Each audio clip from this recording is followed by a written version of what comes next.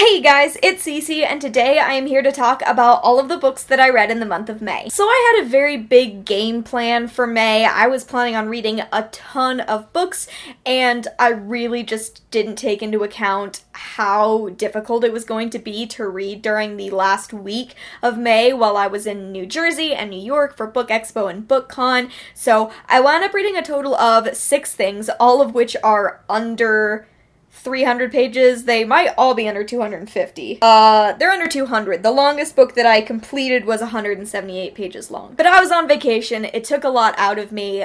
So I completed 6 books, and I have one book that I have to talk about that I didn't complete and that I'm planning on probably completing at a later date.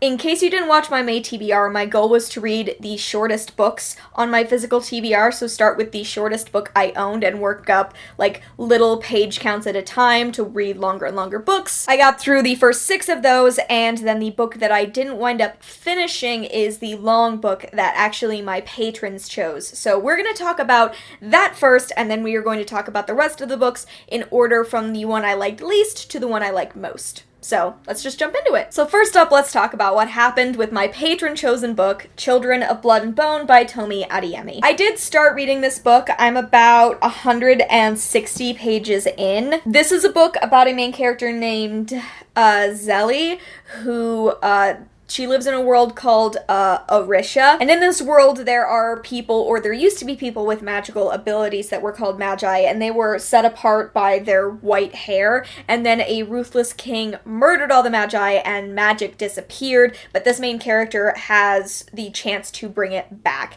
And this is also about a young princess who is rebelling against her father. The reason I didn't finish this is honestly because I wasn't that into it. I was trying to read it. I was trying to read it every single day. I tried to read it on the plane when I was flying back and forth. I tried to read it while I was traveling, and it just wasn't catching me. And I think the problem is that right now I'm having a little bit of a problem with fantasy. It's summertime, and I don't know if it's just because my brain is in that contemporary mood, but I could not get through this. So I really do want to finish it because I think it has an intriguing premise, and honestly, as far as main characters, I do think they're interesting.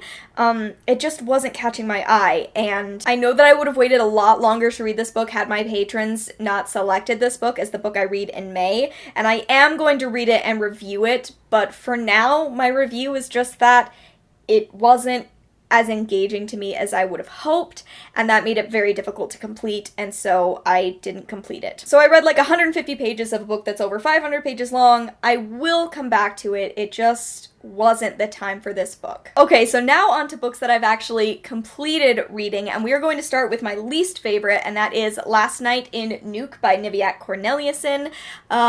This was one of my most anticipated releases of the year, so you can imagine that I was very let down. I'm very sad that it is in this position on this list. This is a book in 6 parts. There are 6 total narrators, despite the fact that it's about this long, and it is about queer nightlife in Greenland. For the most part, I honestly found this book incredibly engaging and interesting. There are 6 different narrators, and each one has a very distinct narrative style. The first one is very stream of consciousness, so there are these huge paragraphs where the main character is just sort of talking or like thinking, and it's a little hard to follow, but it's really interesting.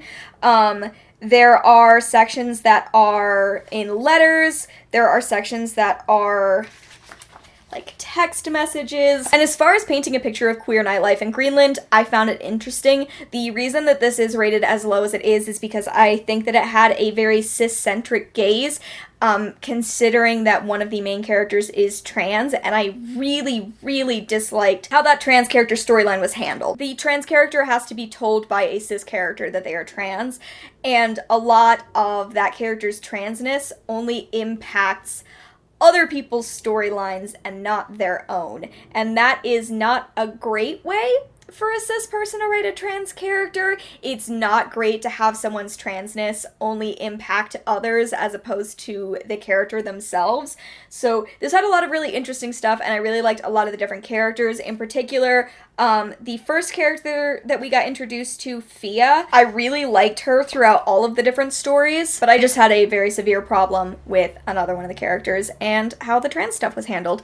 All of the books that I read dealt with incredibly triggering content, so please check the description below. I'm going to list out full trigger warnings for every single book that I'm talking about, because it became apparent very early on that there was a lot of stuff that all of these short books were dealing with that is going to be difficult to read about, so be sure to check the trigger warnings down below. And I wound up giving this 2.5 out of 5 stars. And from here on out, I loved absolutely everything I read. Everything else I have is either a 4-star book or a 5-star book. So it was a pretty good, month overall. I just didn't read as much as I wanted. The next one I want to talk about is Your Favorite Band Cannot Save You by Scotto.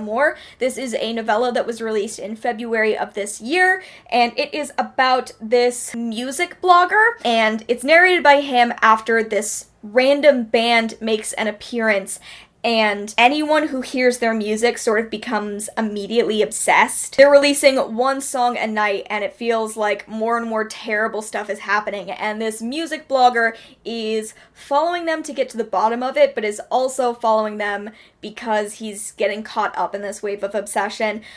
This is one of the weirdest books I've ever read. This is the weirdest book, and at any given time, I couldn't believe what was happening. I had to keep setting it aside and trying to, think through what had just happened because there's so much going on here. This is a novella about music and obsession and the amount of faith that we put in musical icons and the amount that we allow music to shape who we are, and it's really fascinating for all those reasons, and it's also really fascinating for its weird sci-fi fantasy element of summonings and the end of the world, and it's just one of the most unique books I've ever read. And even though at any given time on any given page it was royally fucking me up, I really enjoyed it. I thought it was an absolutely brilliant piece of fiction.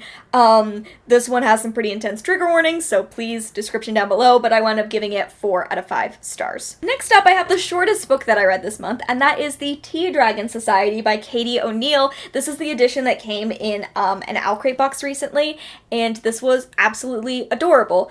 There's not a ton here, it's just really nice.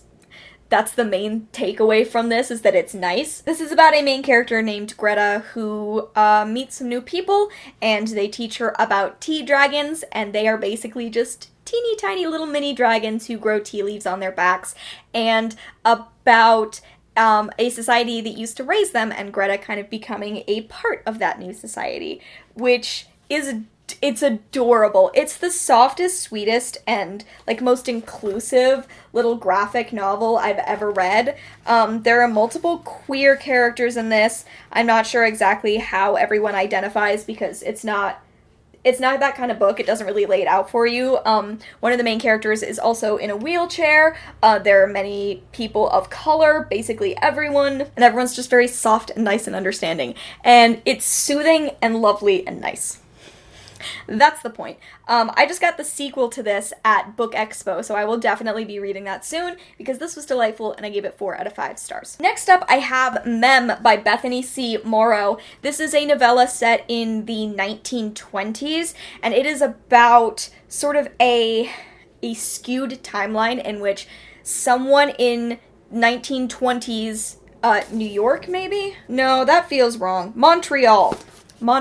Someone in Montreal has figured out how to extract memories, and this becomes a treatment that, only the rich and the elite can afford, but they have memories extracted, and when they have those memories extracted, they become sort of a lookalike version of that person who are caught reliving that moment over and over again until they fade and cease to exist.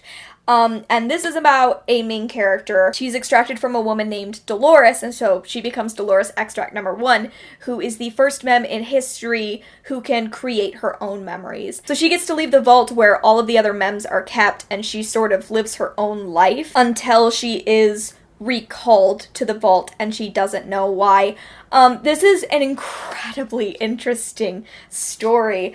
I felt like I consumed so many out of the box stories in May, just things that I would never have expected, unlikely stories in unlikely places about fantastical, odd things. This book has such a great exploration of what memory is and the impact that memories have on us and who we would become if certain memories weren't with us anymore, how trauma impacts different people differently, and what happens when you remove that trauma. And also about this main character who literally is another person, but she isn't, and how do you process the personhood of a memory, and how does she process being the same person as someone else for 19 years, and then when she becomes her own person, she doesn't get to have access to all of the people from her memory anymore, you know? She doesn't get to have access to her mother or father because they are not,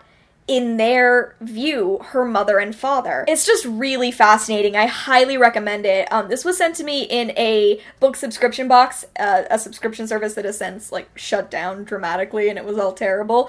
But I'm really glad that I got this before that subscription box crumbled, because I think it's utterly fascinating, and I highly recommend it as another one of the most unique books I've ever read. And I gave this 4 out of 5 stars as well. I gave everything 4 out of 5 stars this month. Second to last, I have Mean by Myriam Gurba. This is a memoir about Myriam's life. I would say it's a memoir sort of told in vignettes. Like, this is a very lyrical memoir. It took me a very long time to get through because it's not straightforward. It's very metaphorical. It's very beautifully written. It's supposed to be a sort of coming of age for a queer mixed race Chicana, but it is also sort of a true crime story. It's a story about dealing with assault and how to process that assault. It's a tragic ghost story that tries to make the deeply tragic sort of more comedic while also honoring a lot of really horrible memories, and it's so fascinating, this book. I really enjoyed it. This is one of those books that I haven't really covered it in sticky notes, but I feel like I underlined something on every single page, and it was incredibly engaging while also being hard to read. This is the first time that I've had sort of a hard time rating a book after finishing it. Usually I'm fairly certain about how I'm going to rate a book by the time I get to the end of it. But this is one of those books that is so deeply personal. I had a hard time processing how to just tack on a rating to something that feels like you are just inside Myriam's head, and there is something very visceral about that. There's something very personal about that. Again, this is a book with a lot of trigger warnings for sexual assault, a very, like, descriptive sequence of Myriam's own assault, as well as other women's assaults, so please, like, be forewarned of trigger warnings that will be in the description. But if those are things that you can handle reading about, I would highly recommend this. I would say if you really like The House on Mango Street, I felt like a lot of connection to sort of the method of storytelling between that book and this book, just in that it is sort of this vignette style, although this is a memoir. I really enjoyed it. I gave it 4 out of 5 stars, and I definitely recommend it if this is the sort of story that you think you personally can handle reading. And the last thing I have to talk about is Heavy Vinyl. This is by Carly Usdin and Nina Vakueva. This is just like a little trade paperback. This is a limited series comic, so I think this might be the only thing we ever get, although that would make me the saddest in the world. I would read 100 volumes of this story. This is sort of Empire Records meets Fight Club, but about lesbians. That's how I've been pitching it. So it's about a main character, Chris, and she's going to work for a record store. She's been working there for about a month. She has a huge crush on one of her co-workers, and she thinks that they're all in some sort of secret band, but it turns out they're not in a secret band. They're in, like, a secret vigilante fight club thing. But it's so great. This has one of my favorite female-female romances, like, ever. It's so soft. I love the art style of this comic series. I love the love interest. I love Chris. This is just a girl group I could read about forever. Frankly. I don't have a lot more to say than that. I feel like I constantly fall in love with limited run comics and then just have to sort of mourn that I will only ever have one story forever. Like, Spell on Wheels is one of my favorite comics of all time, but we're only ever gonna have those 5 single issues, and it's, you know, that's a 5-star read to me, but I wish there was more, and I felt the exact same way about this. I would say if you're a big fan of Lumberjanes, or even if you're a fan of Spell on Wheels, like, this is definitely within that same wheelhouse of ultimately uplifting stories about female friendship and about ladies being in love. This is even published by the same people who do Lumberjanes, Boom. So, like, it fits in perfectly. Everything about this. If you love Lumberjanes, if you love Spell on Wheels, please read this next. It is worth your time. And I gave it 5 out of 5 stars. But that is it. Those are all of the books that I read in the month of May. What did you think of all of these books? Have you read any of them? Let me know down in the comments below. I know when I did my May TBR, everyone was kind of like, I've never heard of any of these books. And that's fair. I was talking about a lot of much smaller releases that don't get quite as much hype, so I hope that I've sold you on at least a couple of these books. Please let me know if I've convinced you to read one of them. If you have read any of them, please let me know your feelings down in the comments below. I would love to hear your thoughts.